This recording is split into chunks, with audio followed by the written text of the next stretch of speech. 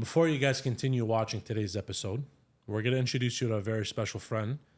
His name is Jideofor. He was able to take an idea and innovate. So today's episode, we're going to teach you guys about innovating an idea, how to create your own business where nobody has an excuse at that moment, because he was in Nigeria when he started in COVID in his house, was able to generate 7 figures, how he was able to manipulate different markets to make it fit his style of business, travel different continents, learn different languages, understand different cultures, and was able to blend them all together. And then here he is today, 7-figure business. And we're always happy to have him. Jideofor, real pleasure. I know we had some hiccups starting this episode, but here we are today. Everything is worthwhile, I know. When it's going to be a great time with somebody, something happens, Whenever there's a strong connection, it always starts like quite, rocky. So, thank you for introducing me on the podcast. Thank you for welcoming me.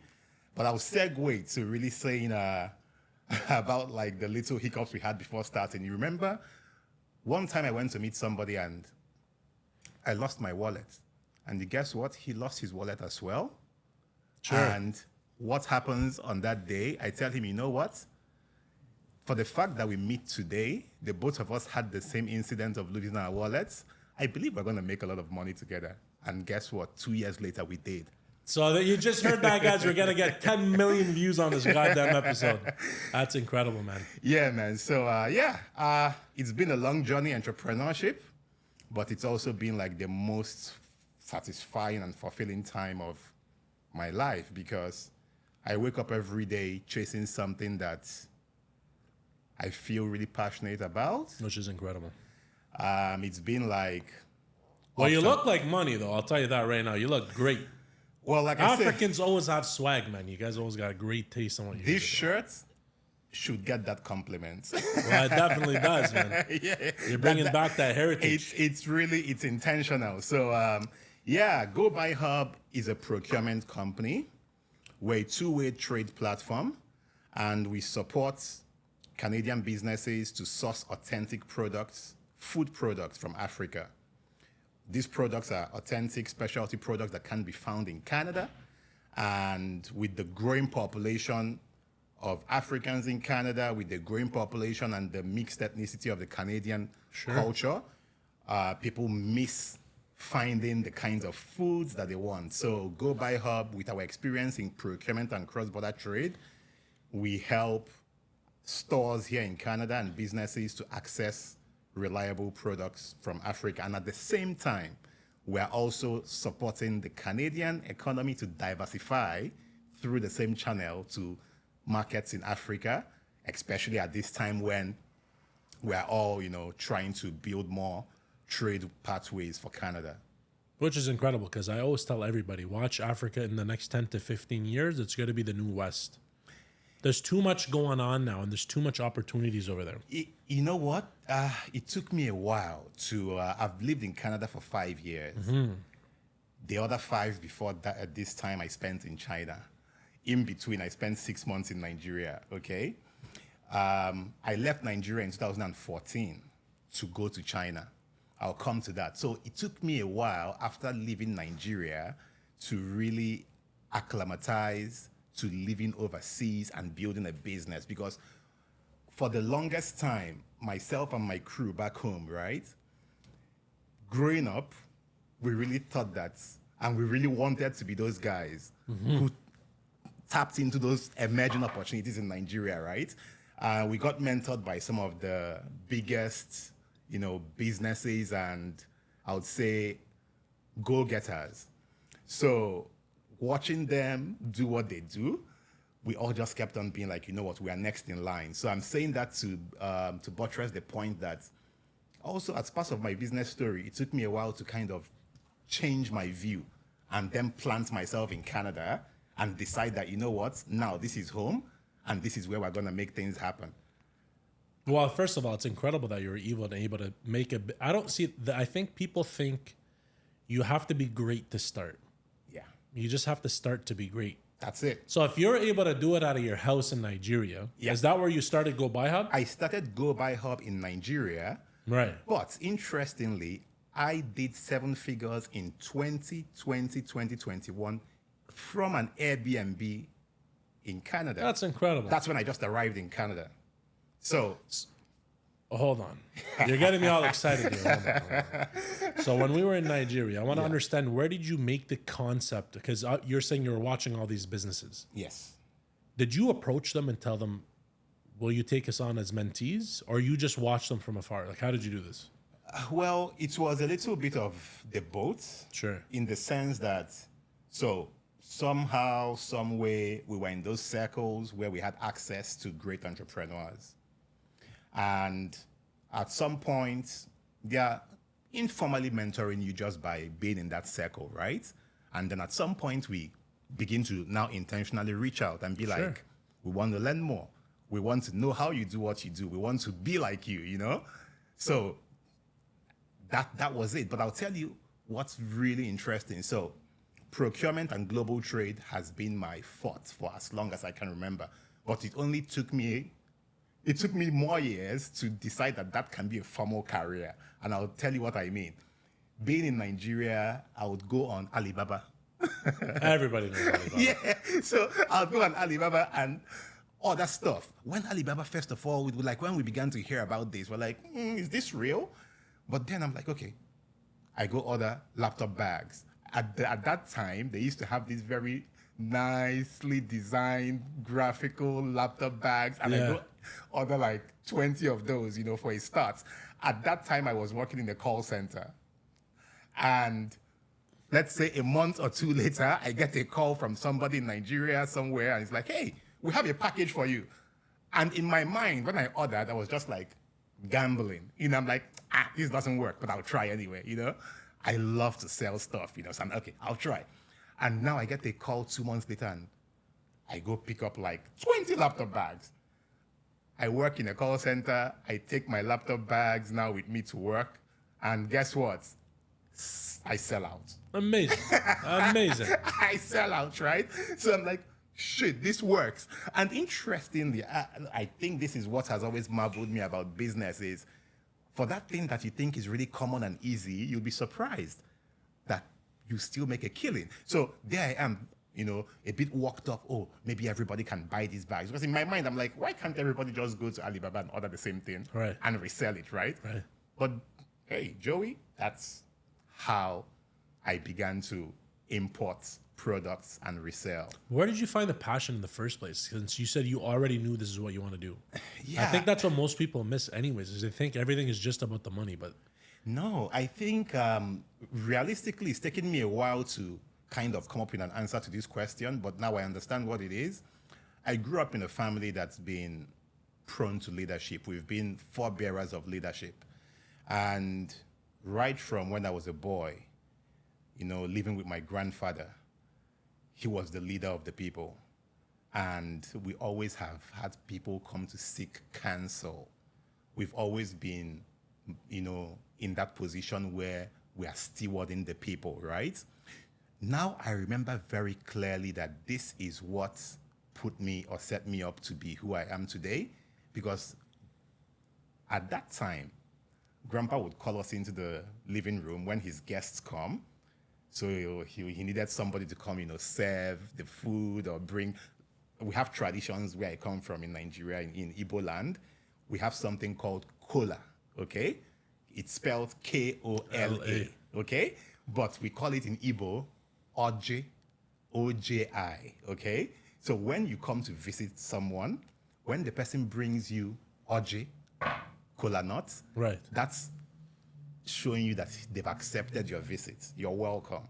And that's the standard tradition in my grandfather's home, right? And any family like ours. So was that very tribal, by the way? Quite tribal. Quite tribal. We have the same traditions. You have the same traditions, right? So, but the thing is, this set me up for knowing how to present myself. It set me up for knowing how to host. It set me up for planning. Because I see where you're going. Yeah, you see what I mean? So it never occurred to me that was what it was. So for the longest time, I've been in this position where I know how to present myself. I can stand my ground and introduce myself and tell you what I do. And you basically started a whole business because your whole life is basically solving someone else's problem. That's it. People seeking counsel. That's it.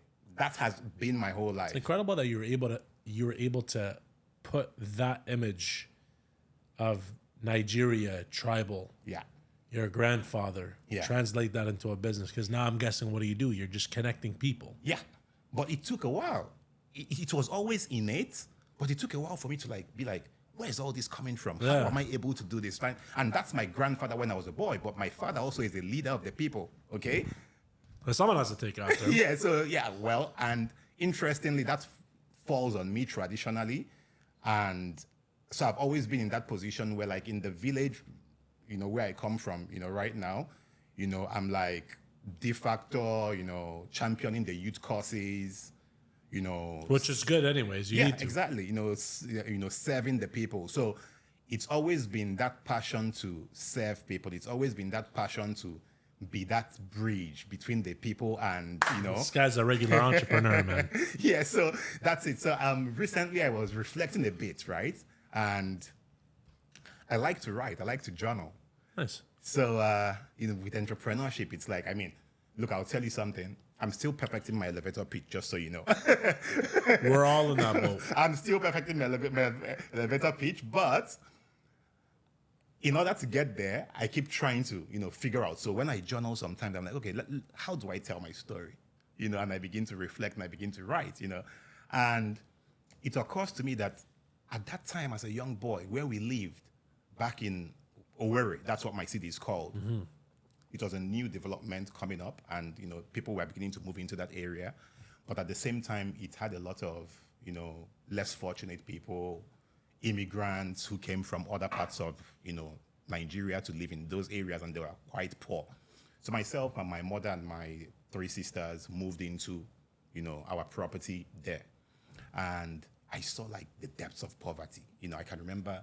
I can only imagine what you guys see. Yeah. So I'm getting at this point in the sense that all of these things are what helped me to begin to connect my purpose, because I'm like, coming from this royal family. I'm from a royal family. I don't always like to throw that out there, but father's side, Prince grandfather's Jideofor. side, actually. Yeah. So coming from a royal family, having seen some privilege, but then, mom is divorced, 4 kids, we move into this new, place, a part of town, and for the first time that we're driving into our home, it's puddles of water because the road is not tarred, right? And I see kids drinking water from the stream. Like, these images come back to me really vividly. I see kids drinking water from the dirty pond, the brown water. Which is heartbreaking. Yeah, it's heartbreaking. No, it really is. So, yeah, and then, like I said, this part was really just developing at that time. So there was lots of bushes and forests and everything. And this is myself, my mother, and my 3 sisters, divorced, single mom and everything.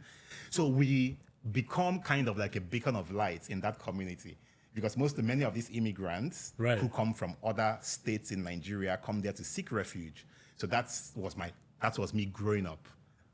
This was after we moved out from grandfather's house and moved to this place. That was me growing up. So you went from basically riches to poverty overnight. That's what I'm saying. So I began to What a contrast. Yeah, exactly. So I began to wonder, like, how come I get to experience affluence on one side, but also come in touch with poverty on this side, So all of this, to your question of how did I become an entrepreneur and why did I become an entrepreneur, I always just knew that for me to have seen these two contrasting realities, there was a role for me to play. And I know that why I saw all of that was because I'm supposed to be a bridge to help those guys who don't have as much. So you're turning this almost into a noble cause, man. Yeah. That's what it is. That's really my motivation. And that's why that's why I wake up every day and go to my desk in my basement and do monotonous tasks.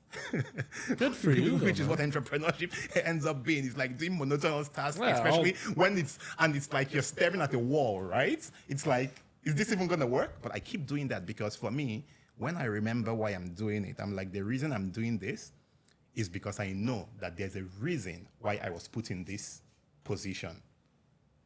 I was given this opportunity to see the contrast of life because there's something I'm supposed to do about it. I think a beautiful thing that you were saying is the fact that you're doing this in a servant capacity. Yeah. Because I think in the end of the day, even religiously, and a lot of the Abrahamic faiths and stuff, Yeah. what do they talk about? They talk about serve others, Yeah. right? And I think that is the key of life. So the fact that you're doing that, and I said it before, I don't remember the name of the CEO anymore, but he was a CEO in Japan for Kyocera. They make printers and all the other stuff. They're a huge company. Yeah. And then he became the CEO for, I think, Japan Airlines or another airline company. Yeah. And he ended up, I think there were like $3 or $4 billion in deficit per year. I think 3-4 billion. I'm not sure if it's yens Yeah. or our currency, CAD, USDs. I don't remember, but I think it was yens. Yeah. When he changed the entire culture to stop doing this for yourself, do this to serve others. Others, yeah. Automatically, they didn't just get out of the deficit the next year; they were profitable by 3 or 5 billion. Yeah. So it's incredible that it's almost a very relatable story. So you're doing something very noble. Yeah. So then let's talk about Go Buy Hub. Yeah. Right. So let's just say from concept, you're trying to give me a pitch. I'm a client. Yeah. Who's your ideal client you're looking for? Well, right now, our ideal clients are stores. Our immediate clients are African stores in Canada because Right. they need these authentic products. So we are bringing in food, which is targeted at mainly or 1st Africans who are missing their authentic products. But it doesn't stop there because a lot of these foods also are things like sesame seeds, hibiscus, anybody can use it, palm For oil. sure. So yeah, stores like to buy these products. Companies here in Canada, industries who are making food, buy these products. Cosmetic So manufacturers as well. manufacturers as well buy these products. So what we do is, it's a little bit, not a little bit, or a lot bit ambiguous when you're trying to deal with a market you don't know, whether it's Africa, whether it's North America, wherever it is. If you don't know that market, you don't know how to go about it. So our job is providing some level of confidence to Canadian companies who would want to deal with the African markets. But is that because you don't understand the culture and the buying methods? Is that why? Or is there something more to it when you're trying to bridge that gap? There's a lot, but that's a lovely, lovely question you asked there. And that has kind of been that cultural understanding in business has been the biggest tool set in my toolbox, to be honest. But it's not only that. So that's one of them. Business culture is a big one. The other one is just like compliance, rules and regulations. There's a lot of things that, for example, in Canada, when you're going to import food, it's a very strict process and you need to meet certain criteria. And you, the importer of record, like you're called, you're the importer of record, you are responsible for whatever happens with that supply, right? So In terms of what sicknesses? sicknesses, whatever risk associated, you are responsible for that. So that makes Canadian businesses need to ensure compliance for whatever they are bringing in terms of food products. Which is good anyways. You don't want diseases and sicknesses everywhere. Exactly. So that's where we come in, right? So we provide or make sure that we ensure that compliance is being adhered to by the exporters. So that's like a big bridge that's a big part that we fill up. In the other hand as well, it's also supply chain is quite. Do you know like a lot about supply chain? I know some about supply chains. Yeah, I mean, like you agree that it's really complex. They're very complex. So that was going to be another question. Are you connecting the supply chains as well? You're going to figure them out? You find them, connect them with the buyers here as well? Yes, that's what it is. Okay. So it's more like we've created this platform where we now say, if you tap into this platform, Go Buy Hub, you have access to understanding compliance, rules and regulations. You have access to understanding the latest trade information. And then we also matchmake you with. What I found super interesting, by Yeah. the way, is on your website, Yeah. you guys talk about government contracts and how you're almost a liaison between the government and yourself. Yeah. So explain that one, because I don't think people understand how difficult sometimes it is to find procurement or get procurement contracts Yeah. with the government. Yeah, So how so- do you play a role in that? Yeah, so that's actually that was something that we are going to take up more, but I'll be transparent to let you know that that would not really be the path we'll pursue going forward. That's okay. Yeah, because it's a whole big world of its own. But what we do for that is we help people to apply for, it's called like proposal writing, proposal preparation. And many small businesses don't understand that the government of Canada actually has contracts from as little as 5,000 all the way up, or even less than that, right? So what we began to do with that was that we thought that since we had this global trade procurement expertise, we could transfer it into helping people here as well understand that there's contracts you can apply for. And So you help. So if they come up to you, they say, "Hey, Jideofor, listen, I got a yeah, manufacturing company, yeah, and we want to get into bed with the government." yeah.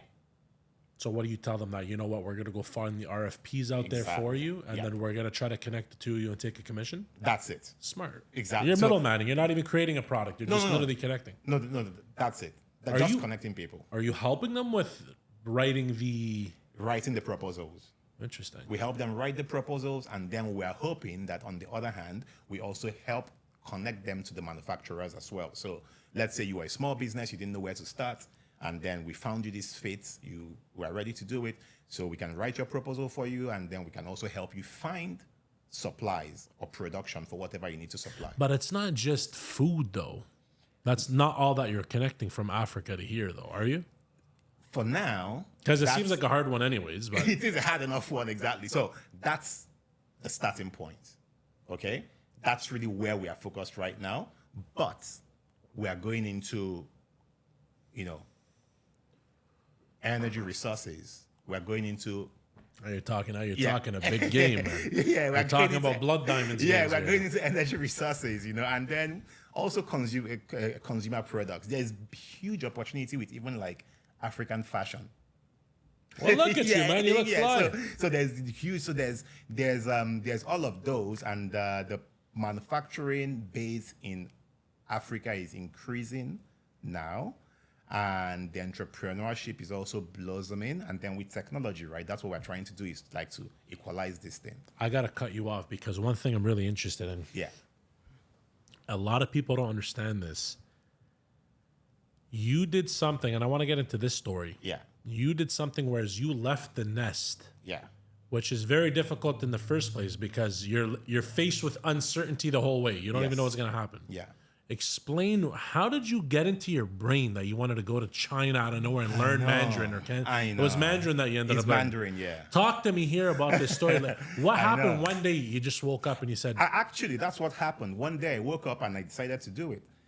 So talk to me here. Like, it's crazy. I've always. It's inspiring, by the way. Yeah, I mean, by now you get the sense that I'm an adventurer, right? I Absolutely. want more, right? So, yeah, I've always wanted to just travel and do my thing. So, But yeah, you studied there too, though. Yeah, I did. So there I am with the Nigerian business community doing okay, but at some point I get bored.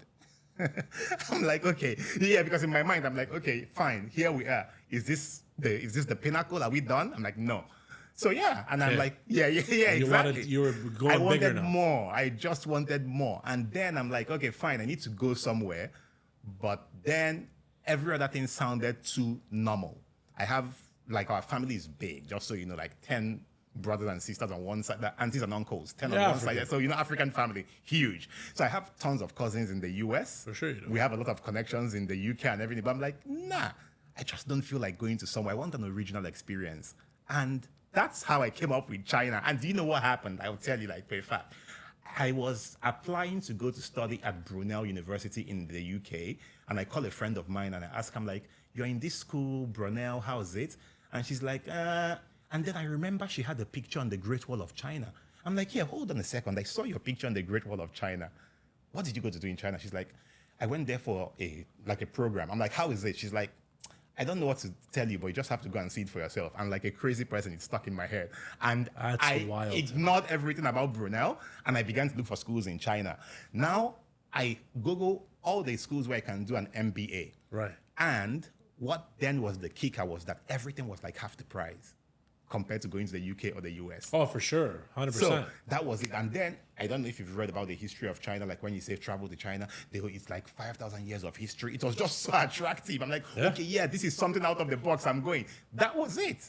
And That's crazy. yeah, and at the base again, remember, I had been importing things from online stores before even knowing what was happening there. So I'm like, you know what? For everything I want to do with my life, I want to go see what's happening in the manufacturing hub of the world. And that's why I went to China. Yeah, it's literally the fastest growing So economy. got for sure. there, arrived, did my MBA, dove into but now the trick is this. Do you know that when I was studying in China, intentionally, I did not keep a big immigrant circle. I wasn't really rolling with the other foreigners like myself. Right. Because I kind of figured out, once I left class, I just dove into the Chinese community. That's it. I just kind of knew that, you know what? What's the use of going somewhere if I'm going to just hang around with the same people? No, I agree with you. So Were they welcoming? very welcoming. Interesting. So I just went and I'm like, you know what? For me to actually, understand this society, it's very different. Like, that's another full story. It's very different. But I just did, you know what? I'm going in to this society and I'm going to mix with the people. I'm going to have Chinese friends. I'm going to be Chinese. Facebook, everything was gone for about 3 years. I never touched any of that. So you can imagine. Literally dove right in. I just dove right in. Good for you. Immersion, that was it. So my home, when I moved first, I had a roommate, like we got this house. He was a British kid. We lived like in a penthouse. We were having fun and everything. Right. But then further down the line, 6 months later, Right. somehow I ended up moving from that penthouse to to an apartment where every day of the week, the ground floor was the market. That's crazy. That was the wet market. Like the ground floor was like. That's crazy. Like that's to show you how crazy I went with just being in the society. Like I just went all the way. I'm like, you know what? No, I'm living up in this stupid place. Like, what am I learning? Nothing. Good I for come back you, every man. day. I go in this place, and I'm like, yeah. And that move alone saved me like $200 from my rent. I was now living right in the market, so I could just go down every morning, buy fresh food, go upstairs. So like China was crazy. But anyway, the point is, adapting has been the other big tool in my box. Learning and adapting have been the biggest, I tools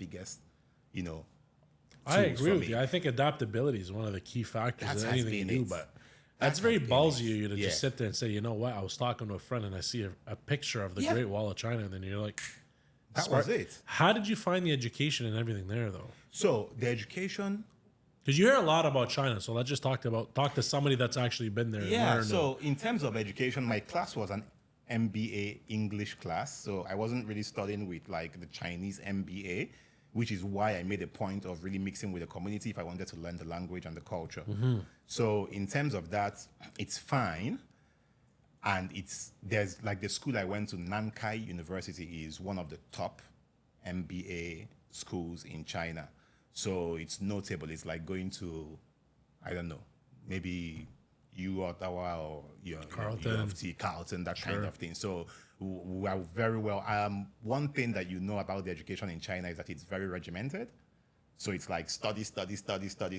Yeah, you see these kids. That's what it is. So it depends on what you think is the way for you. But you know that we all went there as adults, MBA. So we really just like studied on our own, more or less. So Went what to did you class. study?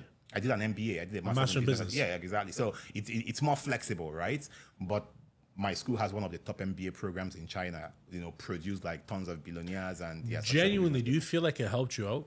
It did. Because a lot of the guys, they sit there and they say, hey, you know what, university is a waste of time. I personally don't think so. No, I think there's definitely something that you can learn and put in your toolbox or whatever. But it did. No, it did. I mean, every part of my education has helped me out. It's not the end of it. That's just the beginning. It gives you structure. But yeah, the education in China really helped me out. I learned a lot about how business is done, how things are done differently. Got real insights into society as a whole. Just seeing the way the economy flows from that way outwards has been also what has now given me a holistic understanding about, global trade. Because you're in the manufacturing hub of the world. I get it. 100%. And do you know what's interesting? And that's why we are very successful in our business in procurements and global trade is that I tell people a joke. I say, the Chinese know what everybody is what. And it's... Break that one down. Yeah, it might sound like, they know what everybody is what. Like, realistically, they produce every damn thing. They know the cost of everything per unit. That's very true. They know the cost of everything per unit. So they know what everything is. So, supply chain, you have an idea of supply chain. In supply chain is very deep. It really tells you what's going on in the world. So many people don't understand, but one of the biggest advantages or one of the biggest things you learn when you work in global supply chain is information. You really now begin to understand how things flow and why things happen. I can tell you when there's cash flow in the system. Which is amazing to be able to tell all that. Yeah, I can tell you when there's cash flow in the system, because when there's cash flow in the system, people are buying. And where the money's actually going. Where the money's going. Yeah. People are buying. This is where you want to be at right now. Exactly. So I can tell you those are the tricks. Man, at this point, you're going to be my best friend. You're giving me all the insider trading. Yeah, those are the tricks. So so going back to knowing what everybody's what is that in my industry, you get to understand who's manufacturing what, how much they're manufacturing, where are those products going to, why are the prices set at that, why is it at that margin? Then you look on the retail side and you kind of see what the prices there are. And then when you begin to understand, then that also teaches you about quality. What is the quality in Africa versus the quality in the US? And what's the difference? You tell me. So I'm genuinely curious, actually. So the price point is the most important thing in production. When you produce, there's a lot of thinking that goes into just even like this shirt. It's made from a certain kind of fabric. It's, the colors, take X amount of colors to make. Sure. The threading, the thickness, all of that matters in production. And that's really the job that we do in Go Buy Hub, is really helping people understand why this costs this, or helping you understand what you're trying to produce. Oftentimes people would talk to you and say, I'm trying to begin to make hoodies, for example. I'm like, okay, fine. What type of hoodies do you want to make? How many GSM is the cotton? Is the fabric? Do they even have an answer to that question? They don't. Never. And that's understandable. For sure. What's the mix of, rayon versus polyester versus linen? That's what gives you the cost of everything. And that's the same thing in manufacturing. And that's the same thing in saying we know how much everybody's worth. Because it's what goes into that product. What kind of materials are you using for it? How thick is it or how light is it? There's all those indices that eventually give you the final cost of that product. I mean, if you want to go more micro, then you now start going into buying patterns of when the raw materials are that price and that price, stock. Oh, you deal with that too? Stock. I mean, these are things that you learn when you're in this industry, because that's how you strike deals with manufacturers, right? Because you say, I'm trying to buy XYZ, and if you can pay now, which is what we also do with our procurement of commodities, right? So if you're able to pay me now, you might be able to save a 2 to 5 or 10%. Who knows? If you give me money today, maybe I can supply you, in the next 1 year at XYZ price. Interesting. So they're going to lock it in. Lock in the price right now, right? So that's what the business is all about. On the surface, it looks more like, when you talk about supply chain, you talk about, what we do, it looks more like, let's just run. It's like, let's run a racket. Yeah, there's real numbers and advisory that goes into helping small businesses understand how to plan out. How do you force, if let's say as an example, right? Yeah. Supplier XYZ, you're dealing with them. Yes. You have a client in Canada. Yes. And then you're doing the whole middlemaning process. Yes. Buy today 10,000 kilograms or whatever that you guys are going to buy. Yeah, tons of beans. Perfect. Yeah, Gary. Yeah. Perfect. Let's go there, right? we're gonna buy 7,000 beans, 3,000 kilos of curry or whatever. Yes. You guys are probably talking in kgs and grams and all that. Yeah, tons, containers. Tons. Okay, we'll get it still go to tons. Yeah. And then he says, Jideofor, if he buys 10% off, if he buys this amount this now, I'll give you guys 10% off and we'll hold it for the next year. Now, next year comes back around. And he says, you know what? There's been a problem. We can no longer offer it to you for that price. How do you get them to go back and actually hold on to their original price that they gave it to you for? Yeah, that's Because it's not the same Canadian laws anymore and you can't, Yeah. I don't know how it works. Yeah, so that has to do a lot with our own structures, right? And what kind of checks that we put in place.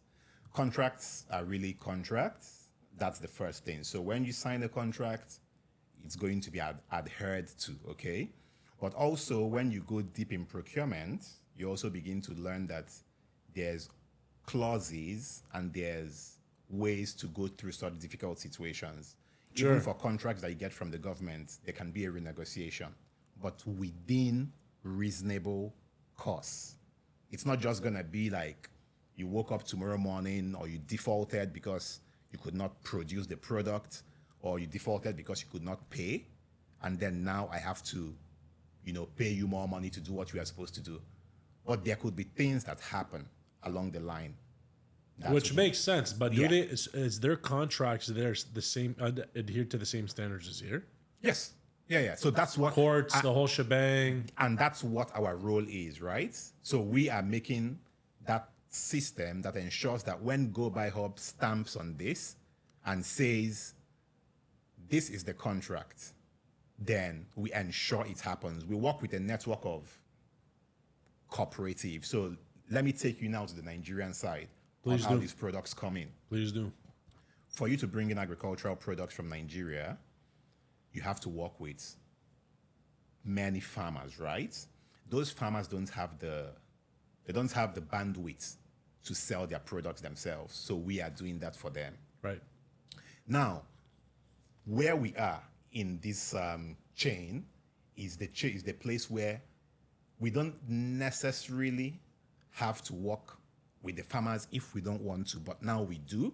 But we can actually work with cooperatives, okay, or organizations whom already kind of aggregate. And when you work with those organizations, they have laid down rules, Right. and they are responsible to make sure that contracts are set in place because it's a competitive market. If I'm bringing you this amount of business, then you're going to be ensuring that your cooperative is adhering to the rules of the game. Because if not, you can get blacklisted. So in those associations, we have, there's reporting lines, there's ways to adjudicate. And aside of that, there's also organizations in Nigeria like the National Export Promotion Council, NEPC. There's the central bank, people like this, who are very particular and interested in ensuring that agro products find export markets. So they have mechanisms to ensure that contracts are adhered to. And they're very strict probably at this Very point. strict on that, okay? Because it's a Wild West if you don't do that. It is, but so that's one, and that's kind of, I like that you say the Wild West because that's what our job is really, is when you think about it and you think about Nigeria or you think about, let's say, even use some other country, you're just like, it's a Wild West. If I go there, I'm not even gonna find a place to step my feet. Yeah. So that's the job that we are doing, is to really show and open up, kind of like symmetrize the information and help you in Canada have a clear view into the Nigerian market and supply chain and see that things actually do work. And make sure that your product is delivered. And make sure that your product is delivered. High quality, exactly what you're Exactly looking for. what it is, right? So, yes, it is not a mature market, but that's also where for people like us, that's our opportunity, right? I agree. Yeah, exactly, because it's not a mature market, so we are now the ones helping to make sense of that market. We are bringing those structures to the market. So the good thing, like what I really enjoy about what I do is on both sides, we get a lot of support from the government. The government of Canada is very supportive to help, small businesses to diversify their supply chains. And on the Nigerian side as well, the government is also very supportive to help businesses there to also diversify their supply chain. So in this sector right now of agro exports from between Nigeria to Canada and exporting from Canada to Nigeria, there's a lot of cooperation going on. Is there government grants? Is that what the Canadian government is giving out to the businesses? Or they're just clearing some of the red tape so you can get things faster? Yes, there are grants out there. I have not gotten any grants. I'll be straight up with that. It's okay. Yeah, there's. If anybody can get a grant, why wouldn't you? Yeah, exactly. Everybody can. 100%. There are grants out there. Maybe I've not yet checked them out enough. Sure. And maybe I should. I know I should. But what the government of Canada is really doing that I like is the government of Canada is very, I would say, for a business, they are responsive and there's laid out structures. Of course, way more laid out structures than the Nigerian side. So things are more systematized here, whereby if I wanted to import from Nigeria, I can get the EDC to back me up and ensure that I don't lose any money on that. If I wanted to export from Canada, I can also get the EDC to support me, and ensure that I don't sink in. Like if you are going to have, let's say, 90 days, turnaround for your cash to come back, right? You can get support for things like that here very easily. Oh, yeah? I wouldn't say very easily, but there are there. Sure. And there's criteria that you need to qualify for in order to access those facilities. So that's where, to your question, that's where the government of Canada, I would say they do a great job, is just in there being that structure and the information being very available. What I've found with a lot of these things is that it really has to do with, first of all, you being aware of where to find the information. Sure. And then being ready to go find this information, right? And following up. What's the turnaround time to bring shipments from there? Bringing shipments from Nigeria can take anything from, let's say, 45 to 90 days. Makes sense. Yeah. That's very similar to Lebanon's. Yeah. So then, okay, I hear about how to make it all work. Now the Yeah. question is where's the most common mistakes on your end? Because Yeah. at some point you built a great business, it crashed and burned, and you went back again. Yeah, exactly. So now, what are the mistakes people need to know about? Like, what happened? Yeah, so long story about what happened, but yeah. We got time, man. Nothing but time. That's what we're doing here. So I'll tell you, the biggest mistake I made was marketing, not having robust marketing. That was the biggest mistake I made. So the bulk of my transactions were really focused on a handful of customers. And I wouldn't say I got comfortable because I was in transitions at that point. I had just moved from China. After 5 years, I moved back to Nigeria, set up in Nigeria, thinking I was about to blow up Go Buy Hub. Then the pandemic broke out and I got evacuated. Myself and my wife got evacuated from Nigeria in 3 days. Wow. So that was Why? because of the pandemic. But you said you got evacuated out of Nigeria. Yes. So Where'd you go? to Canada. That's how I got to Canada. Okay. That's when you came here. That's how I got to Canada. Ah. So interestingly, Canada was not on the map for me. So backstory. I met my wife in China. My wife is Canadian. Interesting. Yeah, my wife is Canadian. That's how I got to Canada. God works in mysterious ways, eh? I know. Go to UK. I said go to China instead from a picture. That's crazy. So That's incredible. I know. Is she Chinese Canadian? Is She's that what it is? Canadian from Quebec. Interesting. She works for the government. So there I am in China doing my, working, cross-border trade, investment consulting. And I meet this beautiful girl. And then 8 years later, here I am in Ottawa. But first, when we finished in China in 2018, I was really like passionate about going to set up and blow up Go Buy Hub in Nigeria. So I went back to Nigeria with her, and we did that. I set up, she was working, but 6 months later, COVID happened.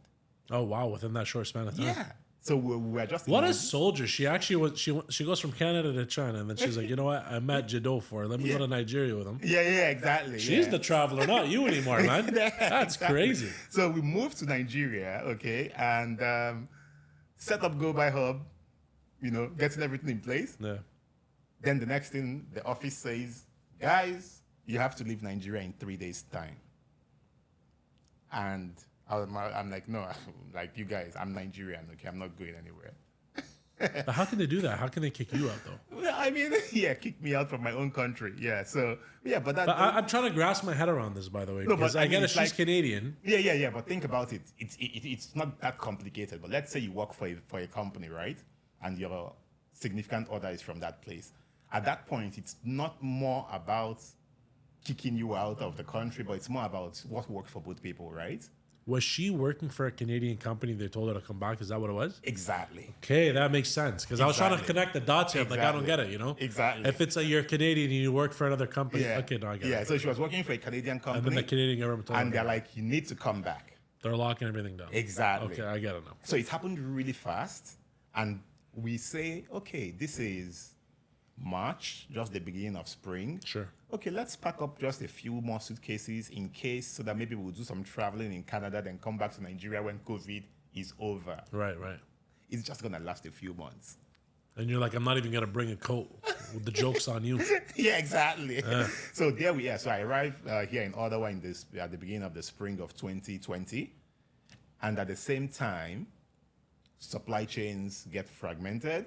At the same time, like there's demand for all sorts of things, right?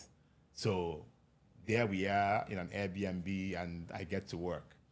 So that was like my welcome to Canada. So for like the next year and a half, I was just like on my computer, 14-hour days, just working. So that's when, revenue really, spiked and everything. We did 7 figures at that point. And so was it better for you in the pandemic than it was now? Yes, no, maybe so. That's an interesting question, but I would say not really, in the sense that it was a different time, a different type of like that system can't last forever. You know what I mean? Like it is like saying it's like being like in a war zone forever, right? So it was a different feeling. That was a different system. So that was only supposed to last for that long. Did you feel like it was orders on steroids? Is that what it was? Yes, that's what it was. Orders on steroids, fragmented, or no information about where to get stuff from. So those who knew where to get it from became very important. Interesting. Okay, I get where you're going. Exactly. And that's the other part about supply chain and what I do that has been an edge. It's really about your network and the information you have. The information and the network you build is what's going to keep you in this business. So, to finish up on your question about how we made and lost money. Yeah, I want to hear. That's how we made, 7 figures. But then, after that period, I can't really share too much, just for, business confidentiality or client confidentiality. But somehow we got into, murky waters, and, we came crashing down, from there. But the most part of it was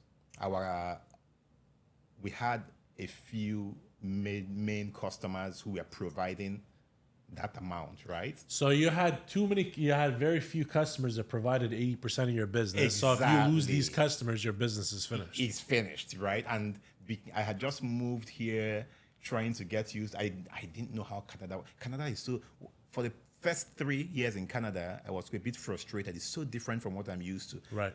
I'm coming from Nigeria that's like big, noisy, right? I went to live in China that's like over the top. And I just come to Ottawa and everything shrinks. So it took me the longest time to kind of understand how things work and now to begin to build my client base here. So during that time, I didn't yet understand how to market my products, my services here. I didn't know where to point, what direction I should point myself in. So that's to your question. That's like something that I would say any business out there should work towards having a well systematized and robust marketing, funnel. BD. Did you? Yeah, Did you do your own marketing? Is that what it was? that was part of it. I did my own marketing myself. We were really like at that point, quite small, Right. to really do or do things, like to have a proper system, and having just moved like several continents while I was still like in flux, right? Yeah. So picking up at every time. So you have some team here in Nigeria, you have the other team on the other side of the world. So it took a while to kind of get that. So yeah, I did my marketing myself, and that was a big challenge Because you weren't putting enough in ad spend? because The marketing itself, the campaigning wasn't directly targeted to who you wanted, because we are not putting enough in ad spend. Number which is one. okay. A lot of people don't, by the way. People don't. People don't. You should. I At that agree. point, I was at the point where I was like, you know what? Just organic. It's gonna come. No. You need to put money in ad spend. I agree. Very important. You need to put money in ad spend. You need to also do things that don't pay you today. You're investing in the future. You need to do things that you can't immediately quantify. So just putting the brand out there, just telling that story, just being out there, just letting people know that you're in that space can save you a whole lot of marketing dollars down the line. So how do you acquire your clients now? So now At that time, at least, since we're talking about the crash and burn. yeah, so at that time we're more on a referral basis. Okay. We are more very referral based. We were, just doing like the usual optimizing for SEO, posting, things on the website and hoping that something, sticks. And it was working because, Sure. and I think what happened too is we had gotten, we got caught up in just having like enormous constant business from the 80%, like from the 20% that was giving us the 80%. Yeah. So that's really like, so You got comfortable. we got comfortable. We really got comfortable in just having that inflow coming constantly, and we never really, we never really thought about it. It's such a killer because a lot of people go through that. Yes. Even myself at some point, I did the same thing. I put all my eggs in a couple baskets. Yeah. And I said, you know what? This is generating good money right Yeah. now. And then when one says, you know what? We're going to shift into a different market. Yeah. We're getting out of real estate and development. We're going to go in just private equity. Your money will just dried up right there. And you're like, what am I doing here? Yeah. And the other thing is just developing, like they say, residual income, like developing products that can pay you on their own. Like you do a lot. Like there's a whole lot of knowledge that goes into just running a supply chain. Right. So all the products don't have to be direct consulting or, facilitation fees. Even the education part can make money, right? So that's kind of coming back to marketing, and the mistake that people should not make is for everything you do, you can package it and monetize it in various ways. So your problem is you ran out of clients. That's it. So it wasn't fulfillment's gone wrong. It was literally I just ran out of clients. Yeah, Customer exited the business. that's it. That's a frustrating way to go. That's it. So, and but the thing is, I had to rebuild again. I had to rebuild again. I love the redemption story, so give that to me. Rebuild again. How'd you do that? I just went in. Same thing I do all the time. I just went I just went on the street and I began to talk to people like, yo, I do this. And I mean, like literally. So if you go check me out, like my social media, there was a time of my life when I was in Ottawa, always in markets. I was known as the market man. I would go to different markets around Ottawa and create short videos for the businesses. Nigerian festival. Not even that. Everybody. Everybody. Everybody. That was the last one I saw, and I'm like, man, the food looks great. That's the last one. And then you it was saw. like 2 days, right? I was 2 days too late. I'm like, man, the food looked great. Go further down. I used to make tons of videos for businesses. And why I was doing that was, first of all, I always want to give back. I believe in just giving all of me first. And, that's kind of like my bargain with the universe. I'm like, okay, you know what? I gave you everything already, so now it's your turn. So I just like to go out. And aside of that, I'm a people's person. I enjoy that energy of people. I enjoy being with people and, bantering. I can tell. You got great energy about you. Yeah. So you were going direct to consumer the whole way. I was just going to businesses, small businesses after the pandemic, because I realized that businesses here were struggling because this was something nobody knew how to handle. And knowing about global trade, supply chain, procurement, how it all works, my affinity is to SMEs that sell. That's my space, so I can almost tell, what's going on. So when I, began to understand Ottawa, Canada, I saw that these guys were really struggling, right? So I'm like, you know what? I can help you guys do something. So what I'm going to do for you is I'm going to promote you on my page. Right. And tell people what you do. Right. So I wasn't doing any of that for money or anything. It was just being myself and everything about me, putting everything out there. So I used to go to different markets and then I find a business. I'm like, hey, do you want to introduce your business and what you do? And they're like, oh, usually they are shy, no, right? For sure they are. But then with time, they began to understand that that's what the guy does, right? So I go there and I build, so that's helped me to build so many connections. And that also helped me to begin to understand how business here works. Like we're talking about the redemption. How did I come back out? So that was it, So just by putting myself in that position, then the next thing I begin to, get feedback. I begin to talk to people. I begin to build a community. And I'm like, okay, how do you do this? How do you do that? And that now showed me that I could still replicate my skills in global trade and procurement in Ottawa, Canada, even though it's not Toronto or Montreal, because it's different in Ottawa. When you're in Ottawa, it's like government town. Yeah. People are more, conservative. You definitely have a lot more Africans in Toronto and Montreal. Exactly. For sure. So that's kind of, how I began to understand how to position myself. And long story short, I had to go back to a day job at some point to keep the, bills. You swallowed your pride and you said, you know what? Good for you. A lot of people can't do that. I ate the big humble pie, bro. That's okay. Yeah. I'm proud that you did. But interestingly, I think everything works out well. That was also a lovely opportunity to also deepen my knowledge about how Canada works and also understand that part of the corporate world and everything. So that was a good experience. So after that,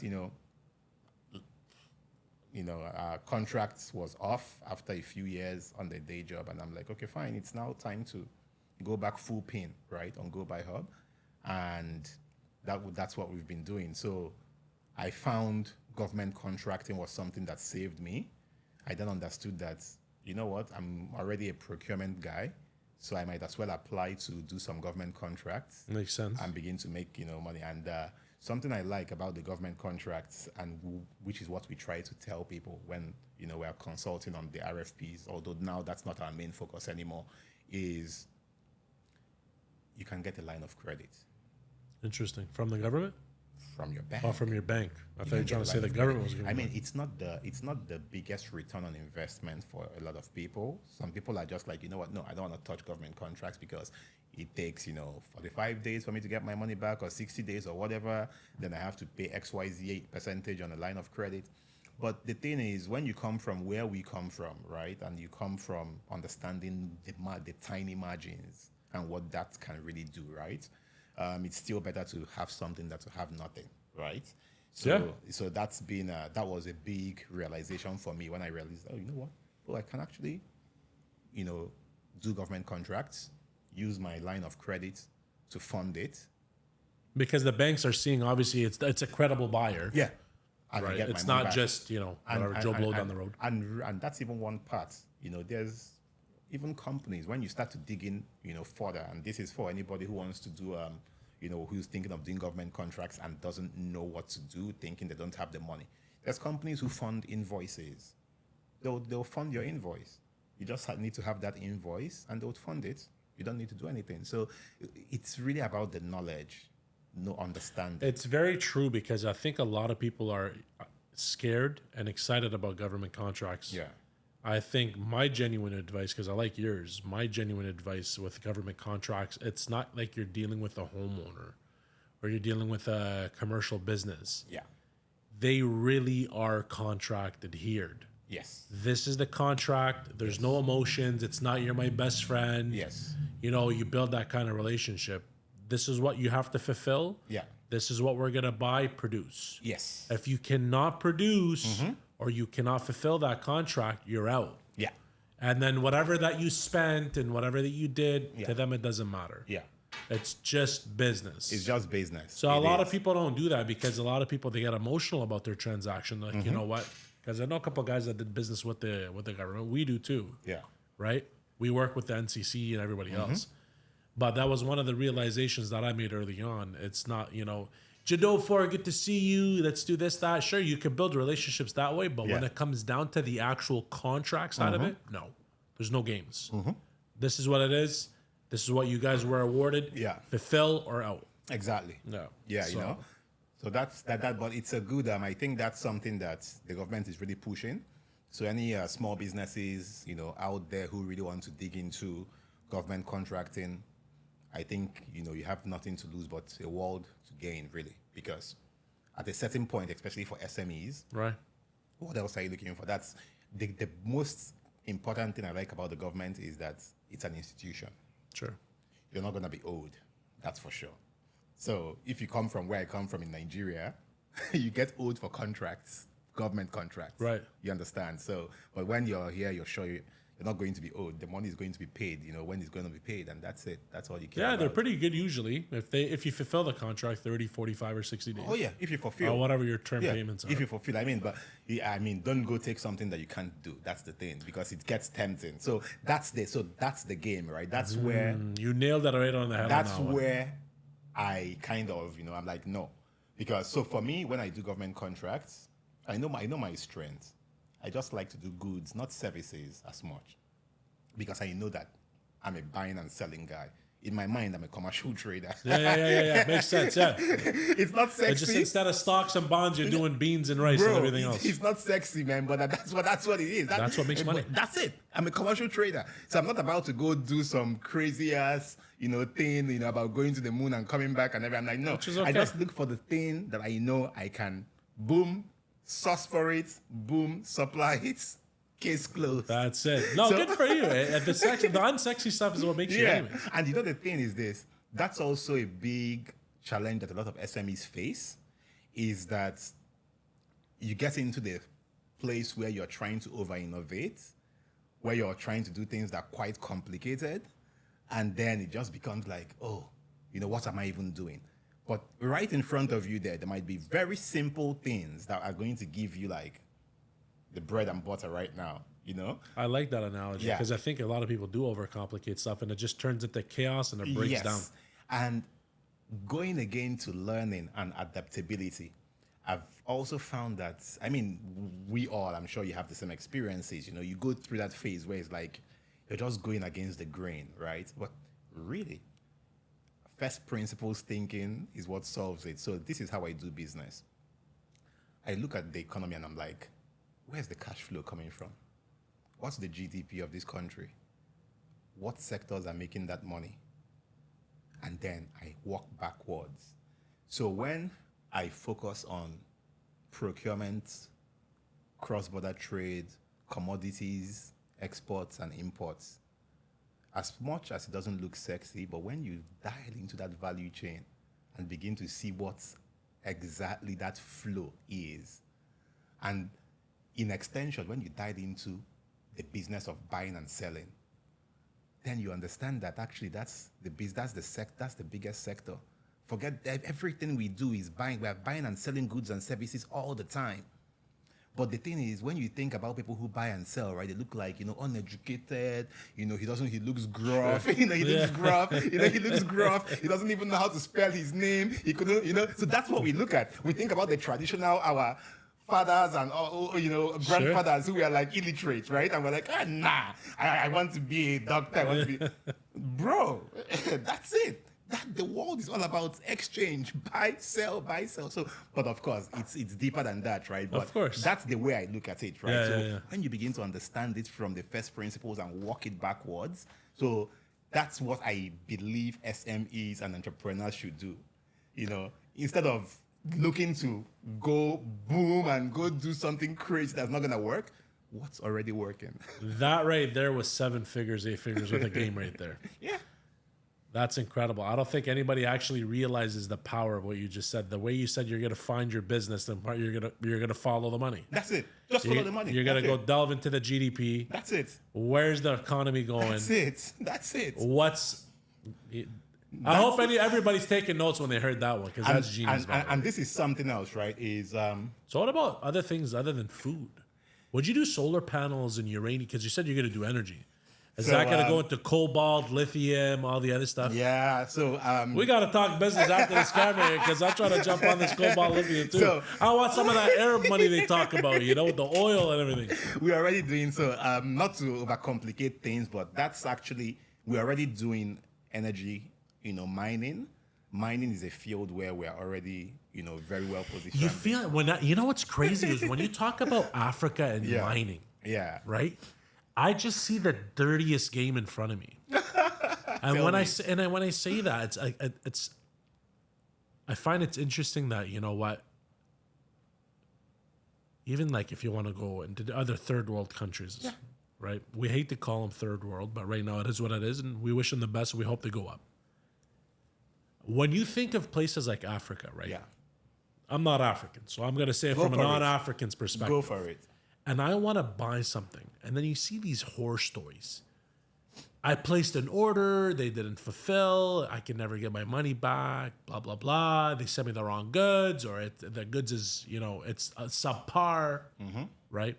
Because you feel like all these third world countries, they're the Wild West. Mm-hmm. Do you know? Yeah, go ahead. And then you talk about mining. Yeah. And then you see those horror stories. Yeah. Where all these NGO companies and Western companies and British companies and French companies and Belgium country, let's be honest, most of them were old colonizers that controlled those economies. Yeah. And then you see, as an example, some African countries, if they're taking out the lithium, they're giving back the country 80 cents a kilo, but they're selling them for 200. I know. But who's pocketing all that money?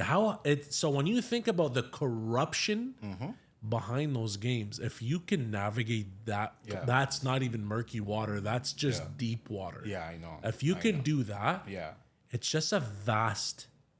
Yeah. Like, isn't it sound scary? Because you see like these mercenaries and there's killing and coup d'etats over this stuff.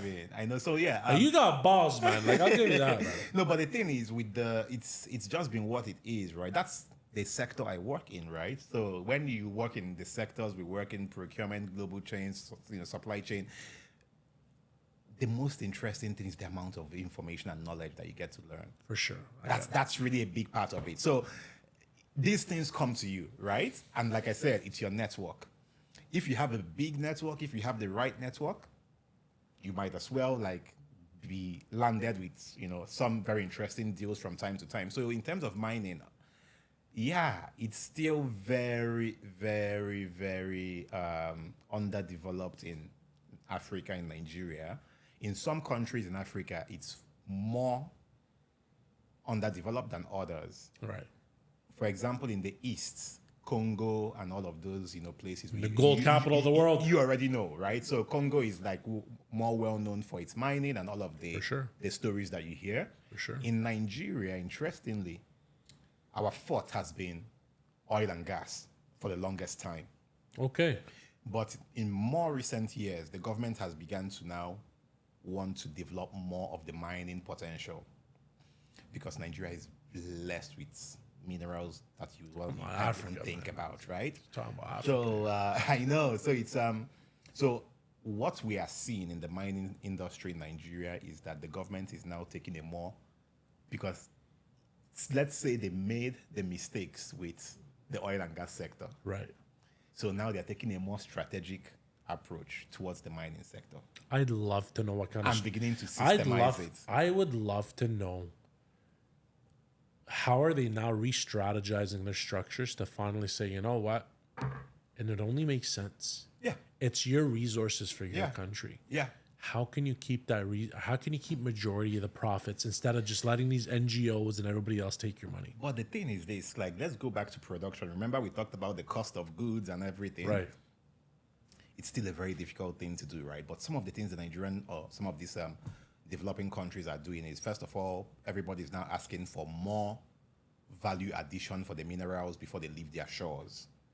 So that at least ensures that if you were to go to mine, you would not just take the products and leave. You would have to at least improve the value to a certain extent before you take it out. So that means that you put up some kind of beneficiation or refining.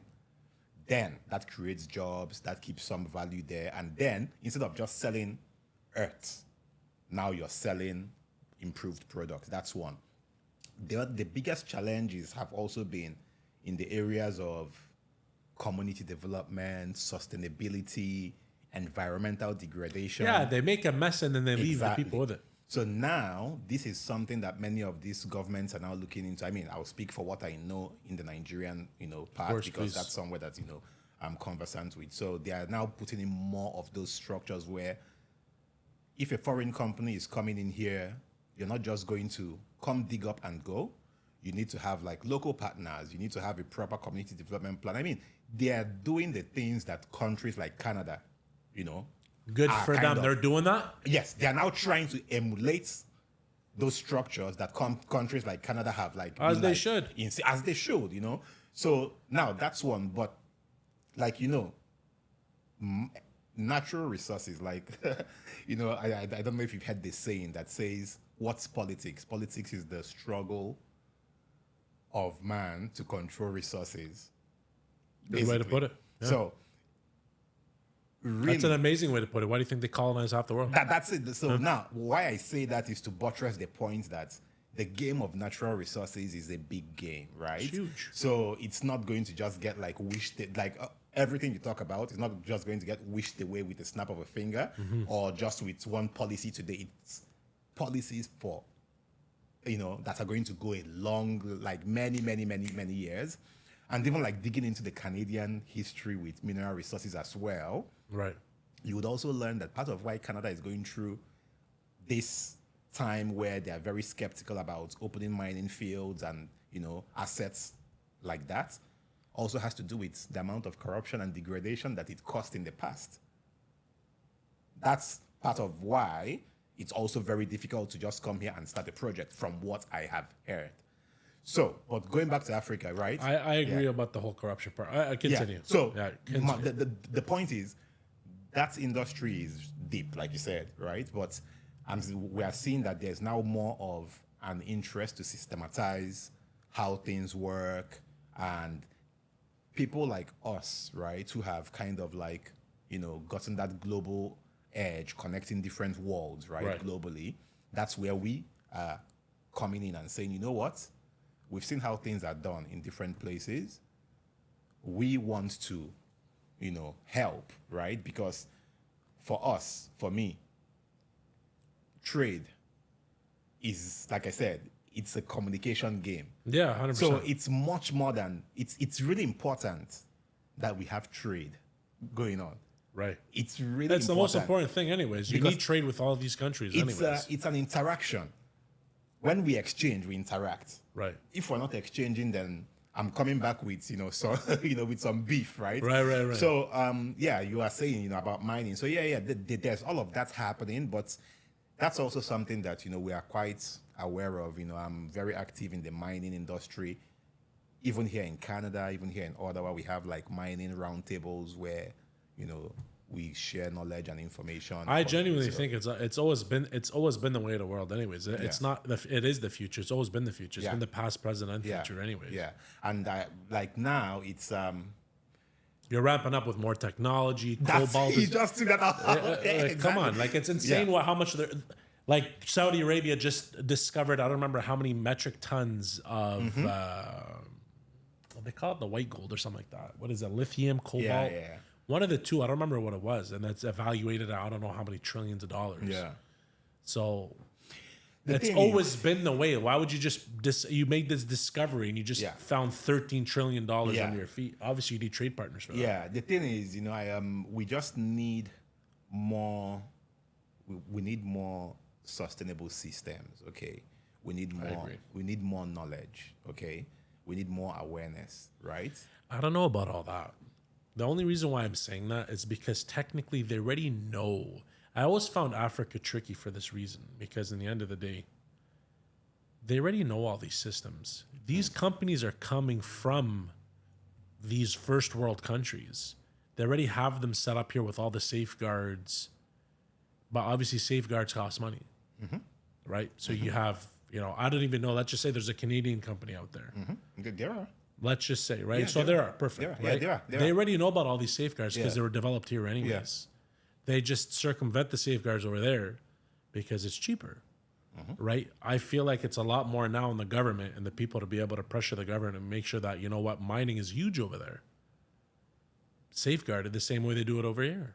So that's why Less children deaths. Yeah. Less environmental waste that's Yeah. being, Yeah. it's not, they just literally go and they mine. True. And then after that, they leave a mess. They take majority of the resources out. I feel like they have to find a sustainable way to be able to keep profits for the country. They can build and innovate in that country. And at the same time, they can do the same thing themselves. That's why I'm saying. I'm glad they opened it up because it gives us guys opportunity like us and you and whoever else to go That's do it. why Just I'm do it the saying- right way is what I'm saying. That's the point I'm trying to make is that we need. That's why what we are doing is important, right? Because we are those guys who are taking that leap and we are saying, you know what, we can help make this better. Right. Because what's the use of gaining all of this knowledge if you're not going to use it for anything anyway, right? Yeah. So we are saying, you know what? Yeah, everything is a process, and we already know that we are in the position where we can actually support this process to evolve and get better. So yeah, it's all about just that awareness, the education. The more people know, the more people learn, the more people know what to do, how Sure. to do it. The more we create networks that people can tap into, the more we understand regulations and compliances and really just build for the future. So how do you go and build these networks in these communities though? It's- Like I get it, you're Nigerian, you Yeah. go, it's home, Yeah. but obviously it's a vast place. Yeah, it's still the same way. Like it's still the same way. Like the way you found me, right? You're doing LinkedIn's over there. Well, yeah, of course. Okay, good. Yeah, Okay. there's LinkedIn. I'm cool with it. There's Okay. LinkedIn. There's all of that. But still, at a certain level, certain businesses go more with offline networks, and when you really begin to talk to, because for example, mining is like a traditional business, right? Sure. You know what I mean? It's like I get what you're saying. Exactly. So, but I mean, there's cooperatives, there's associations. So what are you going? You're going and you just make a target list and you're like, you know what? I'm going to go visit all these people and then just... It starts with that. Oftentimes, it starts with a referral. I'm still a person who has found a lot of...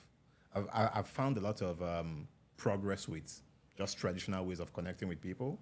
When people say, hey, Joey, I'm trying to do this. Joey, do you know somebody who is doing this? And then he introduces you to somebody. And that sparks a conversation, and then you get more insights. I hear you. But aside of that, for anybody who would want to go find, business in Nigeria, or, I would say, first of all, I really think word of mouth is great. But then go online or reach out to people like us who are already in the space that know how to connect you to those networks. These networks that we're talking about have been built for years. So I delve in, get to know them, go from there. It's been built for years. So really, to your point as well, it's not very easy to find. It's more, Canada is different. In Canada, I can sit in my house and, register a business, file for this, file for that, But I mean, in the emerging markets, it's a little bit different. People are still more like, face to face, and it has its own advantages as well, which I like. Yeah, I they're agree. all pros and cons. So for anyone who's looking to find out more about doing business in Nigeria, or I would say, or any emerging markets, I think the best way is think about it. Do I know somebody from that part of the world, first of all? That should be your first point of contact, just to hear from a human being like you. Then, of course, LinkedIn and doing all your online searches, coming to people like us who already own platforms and have like big networks of businesses that are already looking to connect and beginning to already those. tap into someone else's Exactly. network So and grow. No, it's it's smart. always It's very smart. I mean, it's the same thing like in Canada, right? When you're trying to do whatever you're trying to do, right? You want to tap into networks, right? You go to this event here in Ottawa because you are trying to get into that community. So it's all about community, really. Because it's almost like the thing we are talking about in the beginning, you know, understanding the way the buying patterns on how people purchase over there, the culture. Yes. Because it's the same thing in the Middle East. It's funny because you know how at some point in Canada, a handshake deal meant something, right? It's still handshake deals over there. So it's probably the same in Nigeria. Yeah. Not to say there's no paperwork. I'm just saying a handshake deal actually means something. Yeah.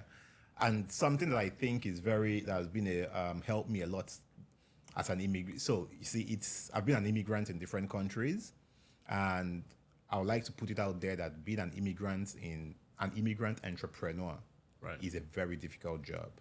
It's very difficult simply for the reason that you're having to relearn and unlearn at the same time as you innovate. That's a good point. So it's been, and this is something I see a lot of entrepreneurs struggle with, you know, immigrant entrepreneurs, and it has the ability, this particular point can either make you, it determines where you eventually go. It determines how many orders of magnitude that you go. And I'll explain why. Because there's some businesses are easier than other businesses. Sure. As an immigrant entrepreneur, you move somewhere, you have big dreams, you want to do stuff.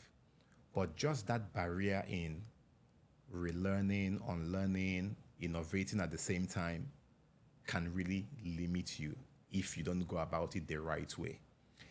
You may find a business that's just like normal, that gives you the coins today, and you're like, okay, yeah, you know, it's giving me money.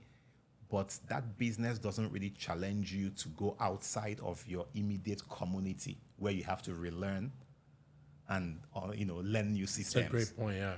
So while you are actually now have made a business, it might not still be your full potential. I'm very big on full capacity and potential, being the best you can be, right? So when I speak about this, I'm not just speaking about starting a business, I'm speaking about excellence. So to be an excellent immigrant entrepreneur, you could get limited if you stay in your cocoon or sticking with that first business that you found that's paying you that little amount of money, that is helping you move on. And it's very easy to stay there because you're like, you know what? This is working. This is what every immigrant does. Like, I'm not going to like call professions, but there's nothing wrong with this. This is just me telling you like my philosophy of what I think and what I'm after, right? There's those businesses that people do that is like, oh yeah, I started to do this, and they are satisfied or they feel like they found something, but inside of them, they know they can do more. But what limits them oftentimes is just that process of going through changing ideologies and adapting new ideologies and everything, right? And then you just get stuck with this part of it and you're still okay, right? But inside of you can do more. So I would say for every business person, for every entrepreneur out there who is trying to do something in a new environment, right? Just get used to that fact that you have to shed, some of the old beliefs, right? You have to learn some of the new beliefs. And it's not going to be easy because you're doing all this at the same time as having to innovate on your idea. Right. And remember that your idea is not like ready-made either. Your idea is like something that you came up with and you're still trying to, so you're quite vulnerable. So there's a lot of vulnerability in starting a business as an immigrant entrepreneur. So while, you should be kind on yourself, but don't limit yourself to just that little square, Go all out for that thing. And eventually what I've realized is that when you have scaled that wall of learning, you then see that, oh my goodness, this is such a beautiful open canvas that I can draw anything I want to draw on. That's that Grand Canyon moment. Yeah, but if you had just been, stuck in that, oh, you know what? I'm just going to do this little business because, I don't know how that one works. I don't think I'm qualified for that. I'm not going to I can't be successful at it. It's crazy you say that. I think that's why your story is so inspiring, though. It's because number one, it always baffles me because you're already leaving your country. Yeah. So you're already looking for an opportunity. Yeah. Why limit yourself? You already took the biggest step. This is the hardest part. Yeah, exactly. It's the leaving stage. Yeah. So I think that's why your story is so inspiring, because you said, you know what? It's as if it's like that old saying, when in Rome, do as. Yeah, as the Romans. Yeah. So when you leave a place, you enter something new. Yeah. Indulge. Yeah. Go full in. Yeah. And you're right. A lot of people, like even us, we're notorious Arabs. What do? They come in, they stick with the same community. Yeah. Even the construction, let's say if they wanted to get in construction. Yeah. Nothing wrong with construction. I'm in construction. Yeah. We build custom homes. We do commercial properties, roofing, siding, masonry, whatever, But as an example, they'll come and they'll work for the same person. They'll continue speaking the same language. Exactly. They'll never try to assimilate. Yeah. Right? So then it just makes life very rough for them. Mm-hmm. Or they'll be like, okay, why don't you just come do cab driving? Yeah. Exactly. And they just stay there. Not to say there's nothing wrong with driving taxi. Yeah, I know, but that's what I'm saying. I think you can do a lot more. I think that's why I like your story. I really enjoy your story for the fact that you said, you know what? I'm from Nigeria. Let's be honest. It's a great and a bad country at the same time. It's great if you want to make it great. Yeah. And it's bad if you're going to do nothing with it, because I don't think they're going to give you welfare and social security like it is here. It's either you work or you don't. Mm-hmm. And you said, you know what? I have this vision. I want to go do something else. And you know what? Talking about Nigeria, we have a reputation, but I'll tell you for a fact, 80% of the reputation is false. I know that there's the Nigerian prince, but I'm sorry, I had been sending an email. Nobody responded. So, so it's not my fault if you didn't respond to my email, but that's the real Nigerian prince. So now the thing is this. Do you know that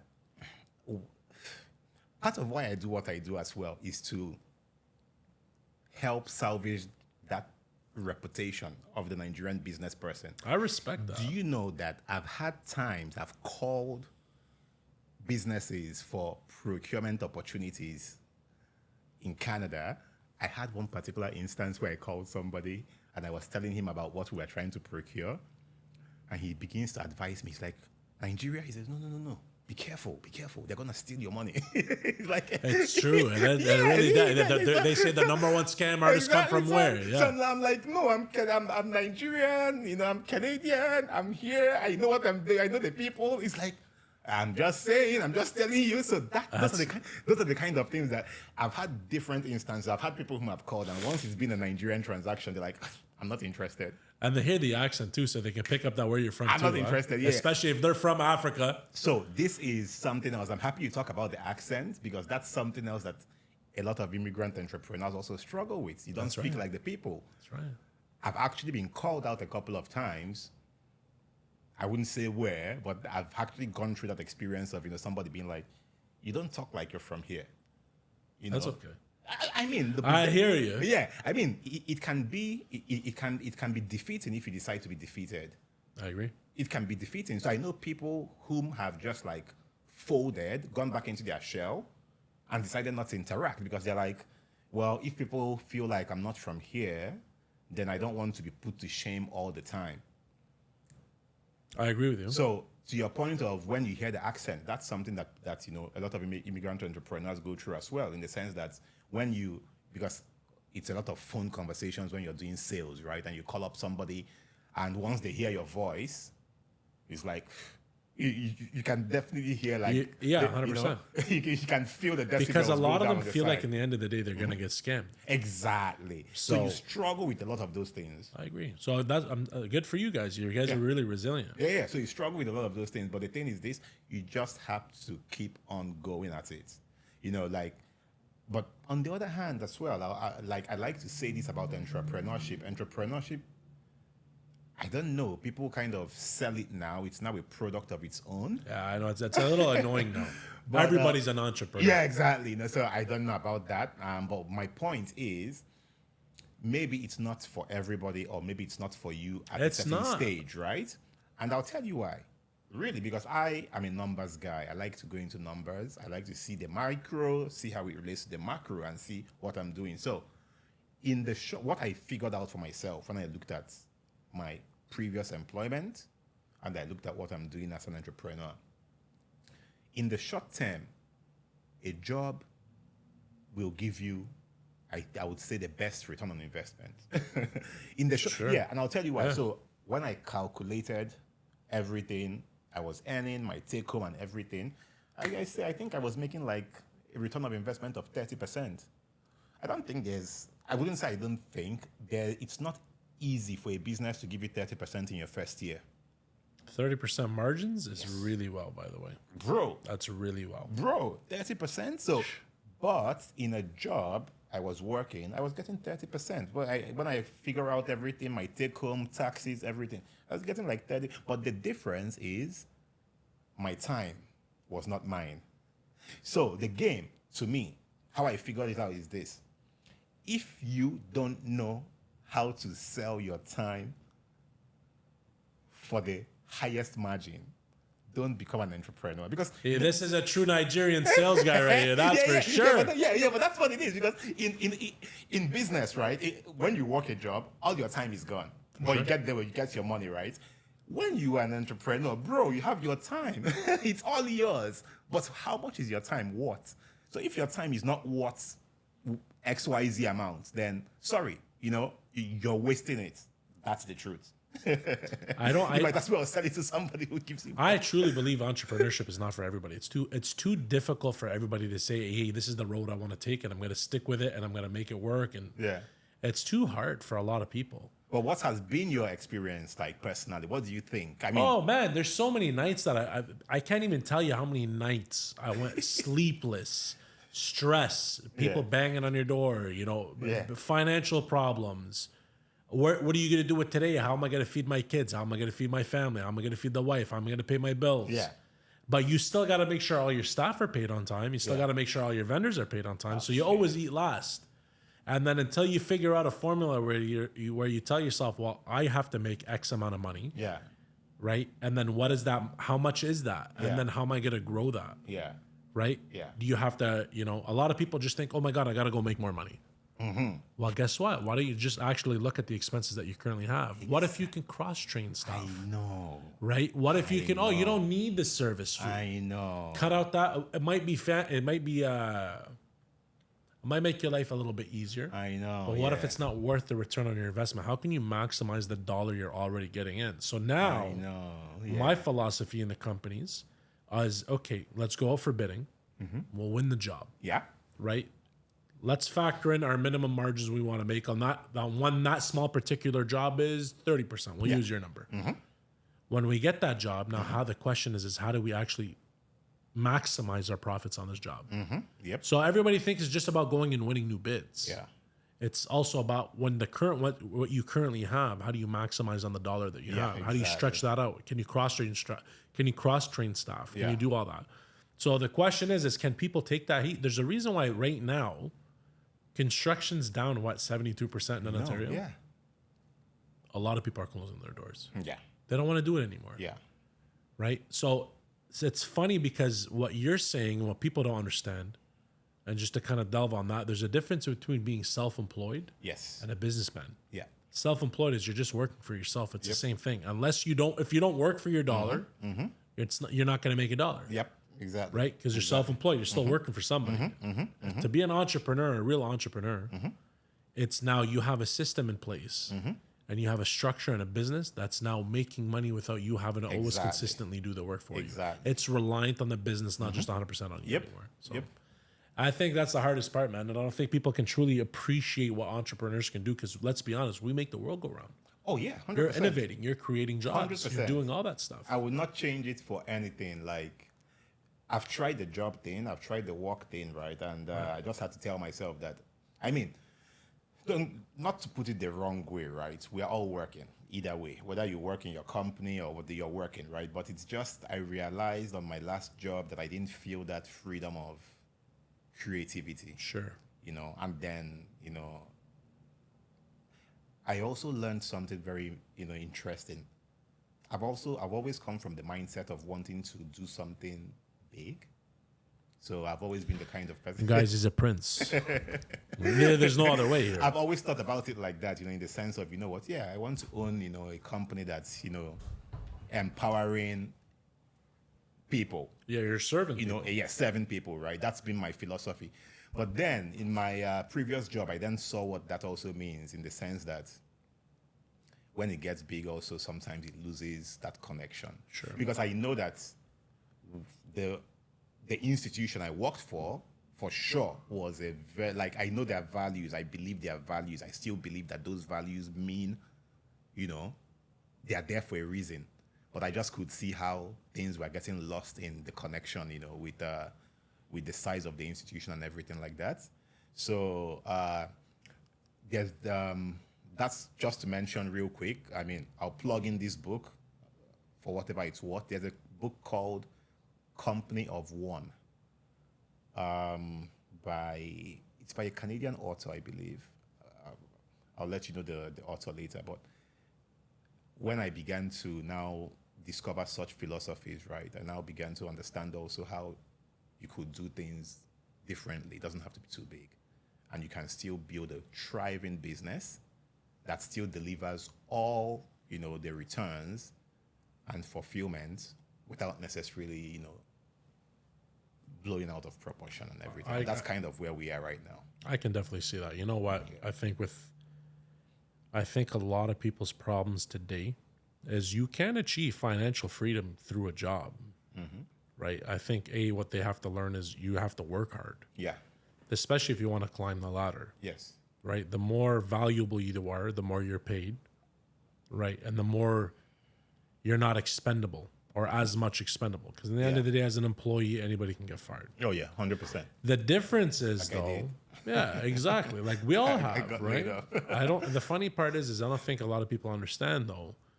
They say, well, they want job security, but at the same time, they're expendable. But so is the business owner. Because you can go bankrupt, but the difference is you lose everything. If you had a mortgage on the line, if you had a secured loan or whatever, you lose everything. Yeah. Right? So they have their own little intricacies. Not to say they're not much different, but in the end of the day, everybody carries risk. I think number two is if you are happy with an organization that you're working with, we're speaking as entrepreneurs, businessmen, right? I think a lot, and this is what I tell a lot of the staff that I have is I like to empower them because in the end of the day, I want to make sure they live a great quality of life as well. So as an example, let's just say it's not up to me what they do, right? I can only guide. It's up to you if you want to take the guidance. Hey, stop buying food out, right? So that $20 a day that you're spending, why don't you go and invest into whatever, into a stock, into a bond, into a crypto, whatever you want to do with that money, right? So take or put it aside. Yeah. There's no use of your money sitting in your bank account. Make it work for you, right? Yeah. So the second you can get your staff to unlink happiness with spending and happiness with investing, or some sort of savings, their lives change for the better. But that's up to them. You can take a horse to the water, but you can't make him drink. Yeah, I like that you say that. So I've found really there's so much in this entrepreneurship thing. That's the term we give it now, right? Entrepreneurship. But sure, it's just, I think really it's the way you see the world. So my point is, I've seen or found a lot of opportunities just because I have been curious enough to look for them and to search for them. And I know this is something that a lot of people can, do better with. So just like you're saying, if you invest in stocks or crypto or this or that, there are a lot of opportunities out there, but are you willing to stay curious, to find those opportunities and to let your mind not stop you from assessing them? It's a good point, and I think the fact that it's the circle that you cultivate too, right? Yeah, it is. Since we're like-minded, if they have people that are like-minded, it's either either help or hurt you. Yeah, it is. So that's something that I know can really help. A lot of people just to level up. Change the way you think about things. Stay curious. Go out for these opportunities, and when you see the opportunities, they may not look like what you think that they are. That's right. Do you know that I've had the most like transcendence in life just through things that ordinarily, would classify as whatever. You say, oh no, this is not what you should do at this time. Yeah. It's like, I know, like when we were growing up, right, the whole idea was don't go to the bar or don't go to a club. But I can tell you how many deals I've done at the bar in the club. I've done over a beer, So that's the game. That's the game. Think about, you have to think differently. That's just it. You must think differently. You must move differently. Like I say, when people are zigging, you have to zag. There's no... Amen, brother. Like, bro, that's it. Like, Amen. that, as easy as it sounds, as... Interestingly, the more you get into this thing, the more you see that the principles are all like just the same old school principles. Yeah. You just got to go through the motions, man. Yeah, you just have to go through it. I mean, there's no taking away. One thing I would say that's happened for me, there's no taking away, like you say, the hard work. You're going to do the hard work. Yeah. For me, I say you work hard first, then you work smart later. I like that one. That's it, because in my experience, but still. Or like that new meme. I love that. You ever see that girl that she says, don't love your job, job your love? Job your love. And the guy's like, I love that. So I have to get you one of those. But it was a good one, though. Yeah. You actually said. Yeah. Do your own, but maybe work hard and then walk smart after because that. the hard work has built the foundation that I'm standing on today. It has built the foundation I'm standing on today. And I know my business in and out. So my theory for business really is 40% you have to know the business you're doing. 40% you have to understand the risks involved. It's funny because I guess you have a different philosophy for sure, but I truly believe in that. Yeah. I have to understand my business at least 80%, and then the other 20% I can be terrible at. Get someone else to pick up the slack there. 20%, just let things like, just believe in whatever you believe in, be it your manifest it, be it your luck, be it whatever, right? Sure. But you have to have that capacity to really understand what you're doing. Like, there's hardly anything you throw at me in terms of supply chain and procurement that I would not, demystify. You're a true expert.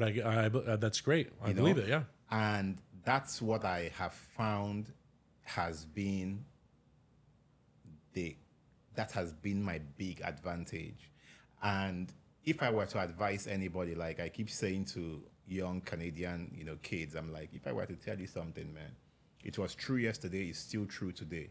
Travel. The world's a vast place. Travel. You see, that's it. Like, just understanding different cultures, nuances. When you begin to get to that level where you can tell what somebody is saying or what somebody is not saying, right? Such a great point, because at the end of the day, if you're a cultured man, you can navigate the rooms too. That's it. I agree with you. So back in the day, back when, even up until now, think about, I don't know if you've seen this picture on social media. There's the guy who's the translator between Xi Jinping and Putin. It's flying around Instagram. It's been flying around for a few months. So there's that thing about, this guy is actually like bridging these two worlds right now. So do you understand this? I get that. 100%. Yeah, you know what I mean? So, and that's what culture does for you. That's what languages do for you. Going back to you saying, I speak different languages. That's it. Once your mind opens up to understanding what other people say, because what I learned in languages was, I learned that some things that are spoken are actually like have cultural significance, right? So the way somebody says it, the context in which they say it carries some weight. 100%. So those are the things that sometimes seal deals.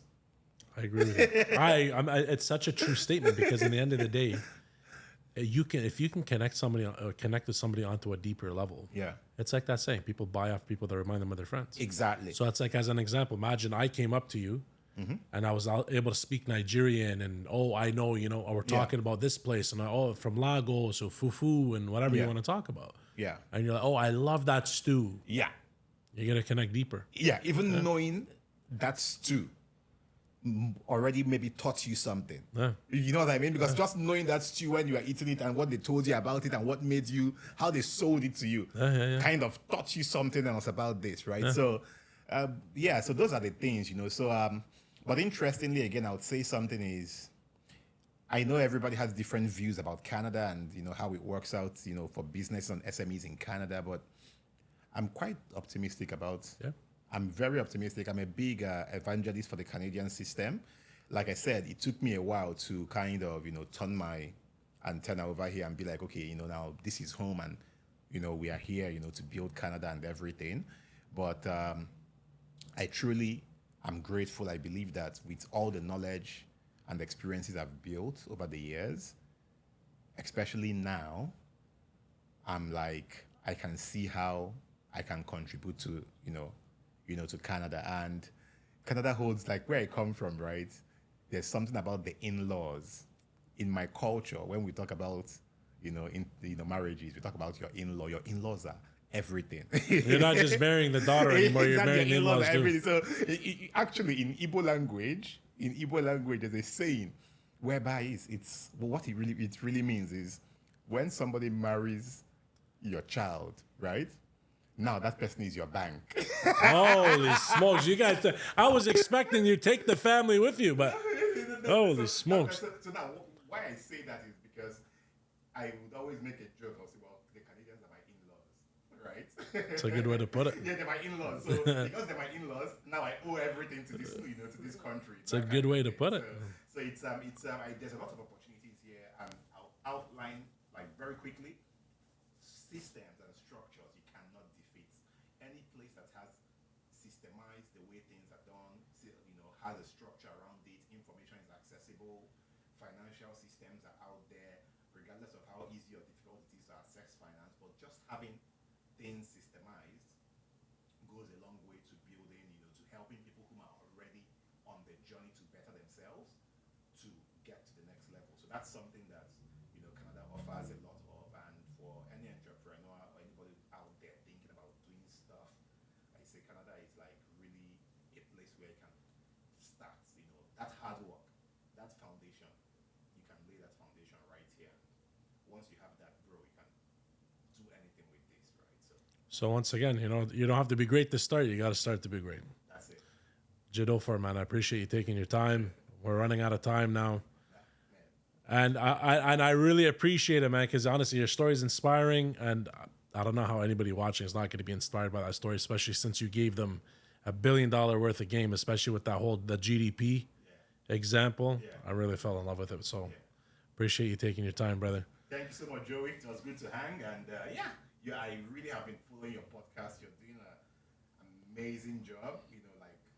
Sending all these voices out there. I appreciate that, man. Like, I couldn't wait to be here. I mean, we had scheduled for earlier, right? But then I got a nasty allergy and I couldn't make it on that day and everything. So Well, I'm glad you're here now. So that's all that matters, brother. I know. So that's it. I'm like, you know what? No, I have to be. And anybody that's watching, this man owes me fufu and a stew. I hope you know that, eh? Right on. Let's go. I love it. No problem. And if you guys like what you watched today, please like, share, and subscribe. We want to get the message to everybody else. We want to help anybody that wants to join this journey, and we'll see you guys next time.